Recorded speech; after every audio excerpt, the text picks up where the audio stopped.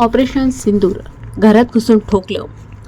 पहलगाम दहशतवादी हल्ल्यापासून भारतात तीव्र संताप व्यक्त केला जात होता. पाकिस्तानला धडा शिकवला जावा अशी मागणी केली जात होती.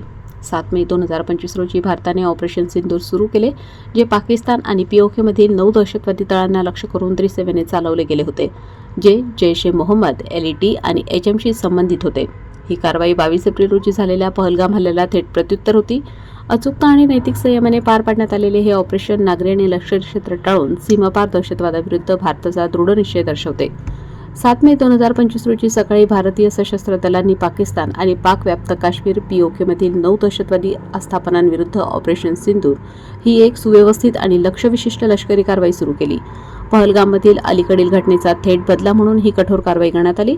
या 9 ठिकाणांमध्ये बहवलपूर, मुरिदके, मुझफ्फराबाद, कोटली, गुलपूर, भिंबर, चक अमरू, सियालकोट या ठिकाणांचा समावेश आहे. सकाळी 10:30 वाजता दिल्लीतील राष्ट्रीय मीडिया सेंटरमध्ये ऑपरेशन सिंदूरबाबत पत्रकार परिषद आयोजित करण्यात आली होती. ऑपरेशन सिंदूर म्हणजे काय? तुम्हाला माहीत असणे आवश्यक असलेल्या 10 महत्त्वाच्या गोष्टी. 7 मे 2025 रोजी भारताने ऑपरेशन सिंदूर सुरू केले, जे पाकिस्तान आणि पीओकेमधील 9 दहशतवादी तळांना लक्ष्य करून त्रिसेवेने चालवले गेले होते, जे जैश ए मोहम्मद, LET आणि HMशी संबंधित होते.